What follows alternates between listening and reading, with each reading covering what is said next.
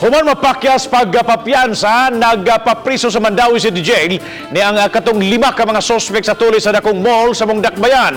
Si Deputy Chief sa Bacolod, Colonel Jovi Espinido, bibisita sa Mandawi. Subay usab kini sa investigasyon sa tulis kitabo dito sa iyang area of responsibility nga gituan, may kalambigitan ang susamang grupo.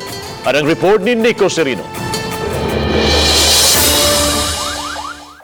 Gi-turnover na ngadto sa Mandawi City Jail ang 5 ka mga suspitsadong tulisan nga mibiktima sa J-Center Mall. Sa gipagawas nga resolusyon sa City Prosecutor's Office, gi-elevate na ngadto sa korte ang kaso nga robbery in band batok kanila.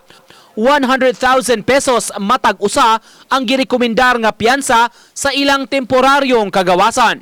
Ang mga suspects wala man na piyansa, so they are sa City Jail na karon. Samtang bibisita kagahapon sa MCPO si Lieutenant Colonel Jovi Espinido, Deputy City Director sa Bacolod Police.